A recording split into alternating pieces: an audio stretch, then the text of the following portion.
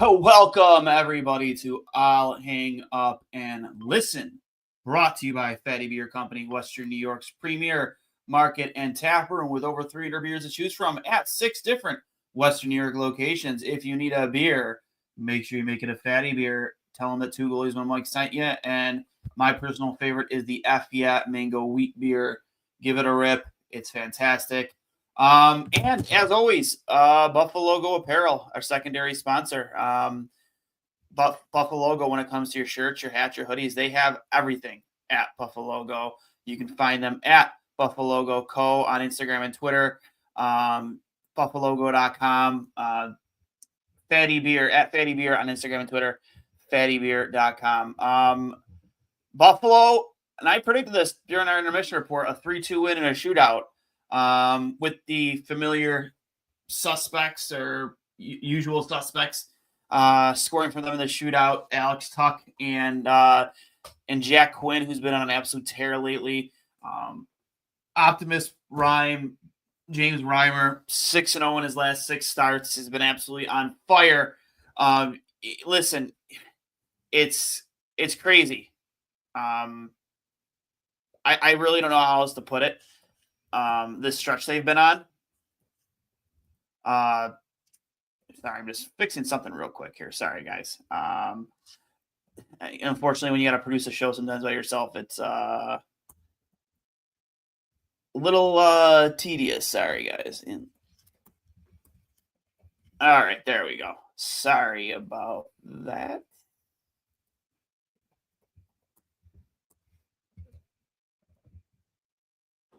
There we go. Sorry about that. Yeah, Optimus REIM has been such a calming presence for this team back between the pipes for the past 6 games he's played, with a spot start from UPL there in between. He has clear as day stolen the starting net from UPL, who will probably most likely almost definitely get the game tomorrow. No way they go back to back. That's just, Lindy doesn't do that. Most coaches don't do that. So you'll see UPL net tomorrow versus Boston, a team he has a ton of success against in recent time. So, but again, he probably had 2 or 3 highlight reel saves tonight, timely saves, something this team has not gotten from its goaltenders consistently enough this season. And for this past 6 starts, that's all he's given them is just consistency, a calmness back there, and an ability to, pull out a win. They had a great first period. They, led in the shot count 9-2. I thought they, for the most part, dominated the game. They got dummied a little bit in the second period, and and then third period they really got their shit together and came out and secured a win in a shootout. It came back tied, a great big goal from Jason Zucker on the power play, a guy they've definitely missed quite a bit. And listen, it's I hate saying too little too late. They're still like 9 points out of a playoff spot. But, I don't mind watching winning hockey at all until you're mathematically out. You're not out until you're out, right? You can bank on a miracle. We can be optimistic for a miracle. Who knows if it will actually happen, but they're not out. So keep winning. I'm done losing for draft picks. As much as I love Misa or Martone or Hagens, I trust me, I want a shot at any three of those guys. But you can't tell hockey players to lose on purpose. These guys aren't bred that way. They're not going to do that.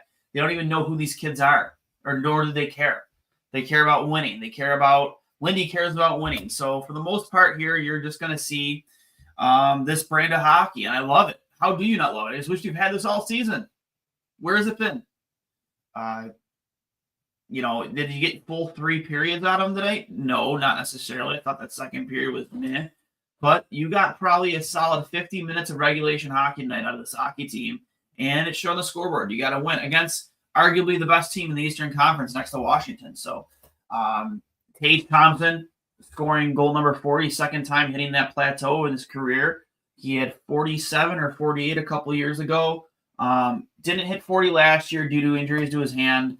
And then hits 40 again this year. I'm going to put him around 45, 46 goals. It'd be really cool to see a certain playmaking winger named Mitch Marner riding shotgun with him next year.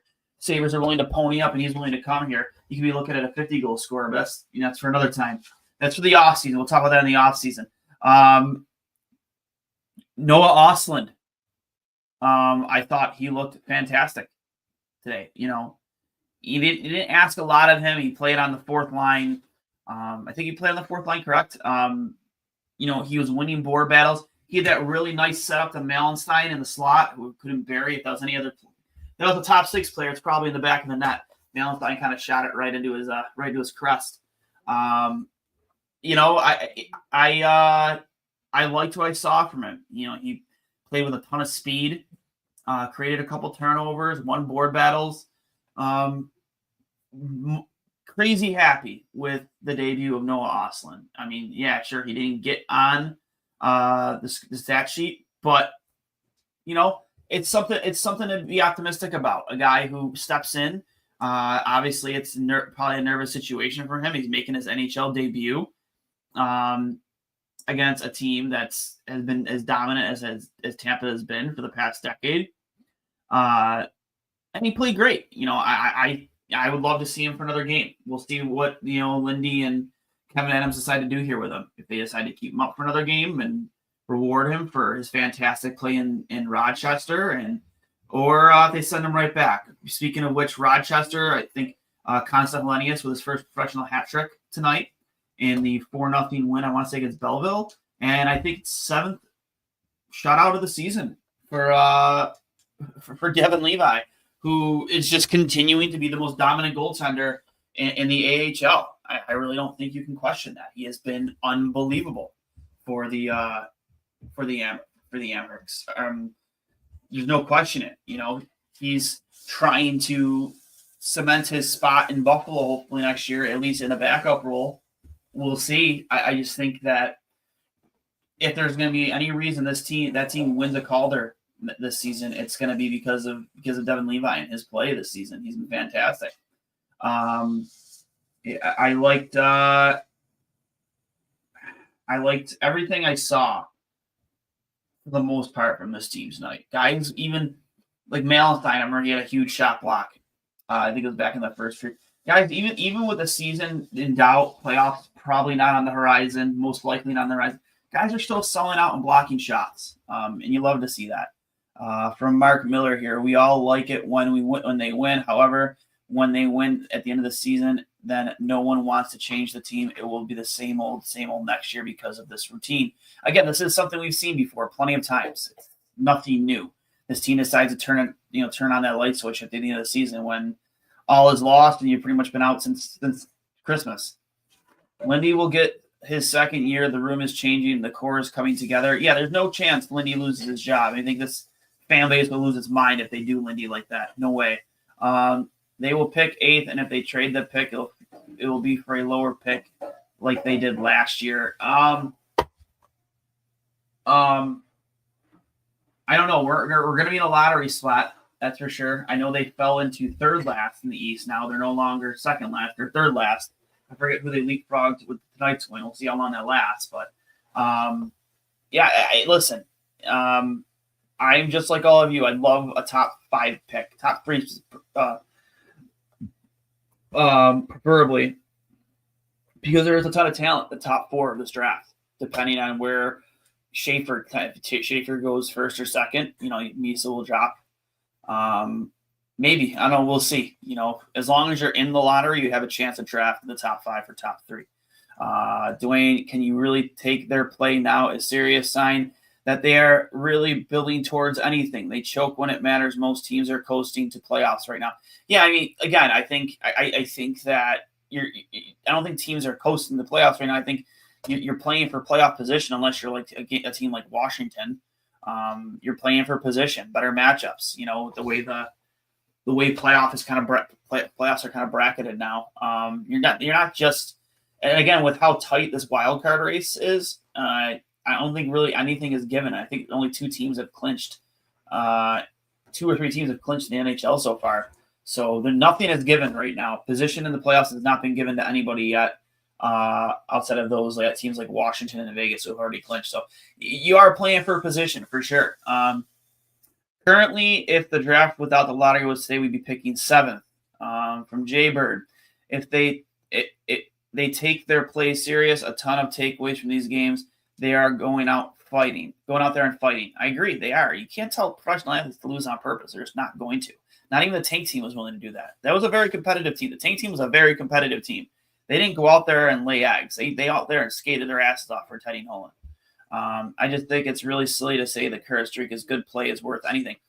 No one's saying that. I'm just saying you can't tell pro athletes to just lose on purpose. They're just not going to do it. No way. From Paul Durek, what do you think of Reimer? Would have played more this team to be a playoff hunt? I mean, here's the thing. We've seen Ukko-Pekka Luukkonen go on runs this season where he was great for 5 or 6 starts in a row, going 4-2 or 5-1 with a spot start in between from Reimer. This isn't something we haven't seen from UPL before, but this team is playing definitely, without a doubt, differently in front of James Reimer now compared to when they do with UPL. I feel in front of Reimer, they take more chances. They play a little bit more, I want to say loose, but willingness to take chances. Whereas with UPL, not so much. I feel like he's lost his confidence. I don't know what to say. I think anybody who tunes into the show after games, you've heard me say the same things over and over again. I think it's a mental problem. I think UPL is an athletic freak. I think he has all the intangibles to be a starting goalie in the NHL. I just don't think he has it up here to put it all together. For the most part, I think that he is his own worst enemy, and that's how I've always felt about him. The intangibles, from size to athleticism, there's never been a problem with me. For me, it's always been, can he piece it all together upstairs? For me, at least. Jack Quinn has been on an absolute tear over the last 5-6 games. He didn't get on the score sheet tonight, to continue that point streak, but he scored in the shootout. But here's again, we've also seen this from Jack Quinn in the past, where he'll go on these streaks where he looks incredible and then he goes cold, whether it's due to injuries or not. We've seen before. So hopefully there's more consistency here with him throughout the rest of the season. But, he could be a really valuable trade chip in the offseason. We'll see, depending on how Kevin Adams feels about the consistency with him and the injury history. I don't know. We'll see. But I've loved what I've seen from Jack Quinn over the past 2 weeks. This is the best hockey I think we've ever seen him play. No doubt about it. We're going to hit the post-game comments here via Brian Koziel. Always on top of that when it comes to the post-game comments from, obviously, the players and Lindy. Let me see here. From Brian Koziel after the game, Lindy says Thompson was dominant tonight, and that line had a really good night. Says that line probably could have had 3 or 4 goals. Lindy on James Reimer. He's made the big saves at the right times. That's allowed us to win games. He's not lying there. You saw 2 or 3 highlight reel level saves from James Reimer tonight, and they were timely saves in big moments. That's something you haven't gotten consistently enough. And over his last 6 starts, that's all you've gotten from James Reimer. Lindy says if you want to be a good team, you have to play well in your own building. Sabres have won 11 of their last 13 games in Key Bank Center. That's huge. From James Reimer, I'm just trying to enjoy the moment. Credits his faith with how he's playing. I'm playing well at home. When you're playing well at home, there's no better feeling on earth. Zucker says they are doing the little things right. It's what works, and the best teams in the league do it more often. But it's been much more consistent with them lately. More from Jason Zucker. Says they did a good job of taking away Tampa's grade A chances, and when they get a few, he says Reimer was spectacular. I do want to say that too. Not taking it from Jason Reimer, but I think they've been playing fantastic defensively. How often did you hear Kucherov's name tonight? You didn't hear it very often, did you? Braden Point got on the board, sure, but I thought for the most part, with the exception of a few chances, I thought that they played very well 5-on-5 defensively. Thompson says Zach Benson is a little rat, says his tenacity on the puck is great. combined with his work ethic, he's a great player to play with. Again, he's a smaller version of Marchand, and I love it. I hope he turns into what Marchand is. I hope the whole league ends up hating Zach Benson, because why not? He can be our Marchand. I'm all aboard. Other teams want to hate him. He wants to become the most hated player to play against hockey. I think that's a good thing. As easy you would say, all publicity is good publicity. So players come here and they hate Zach Benson. Good. I'm loving it. Thompson says special teams has given them a big boost lately. Says it didn't help them earlier in the season but it has turned around. Thompson says the puck management was good tonight. They made mature plays. More from Tage Thompson. On the defense, I think it starts in net. Ryan's been playing great. So the defense was good and kept them to the outside, frustrated their top guys, and forced them into mistakes that they were able to capitalize on. Tage Thompson on 40 goals. It's nice, obviously, you set personal goals for yourself before the season starts. For me, that was always one of the individual success, the byproduct of how you play as a group. I love that answer from them, too. You can sit there and just say, hey, it's a personal goal for me to score that much. It's good, but he gives credit where credit is due. He gives credit to his team. I like that. Benson could be a better version of Gallagher.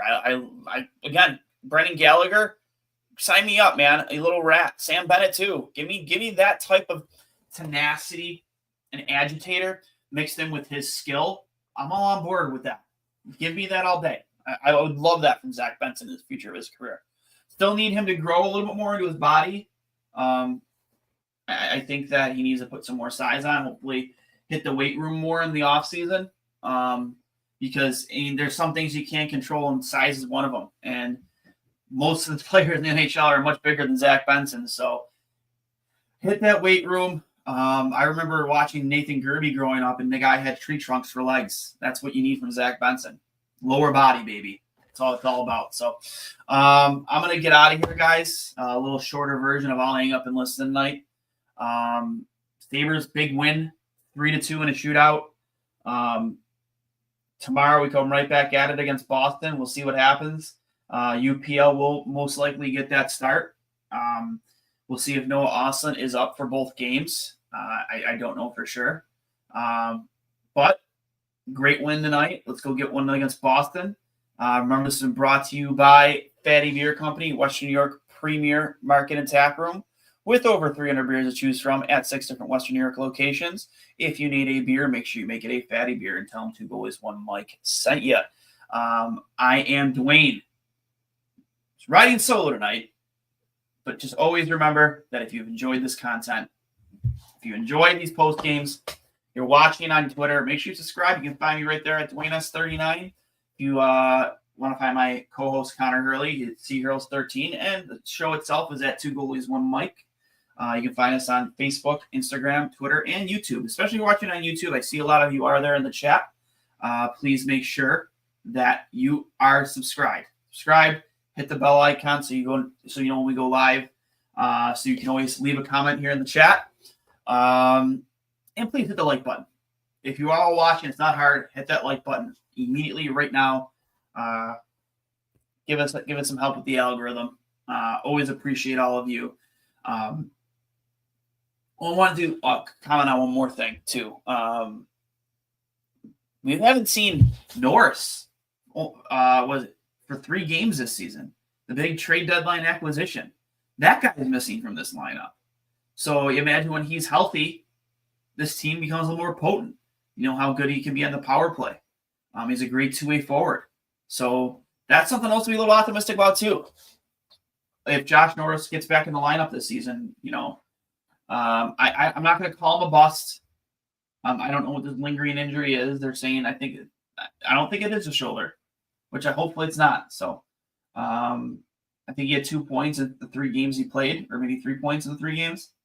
Hopefully, he gets back and healthy. We can see some more of Josh Norris, but we'll see. So I'll let you guys go. Enjoy your weekend. And as always, go Sabres.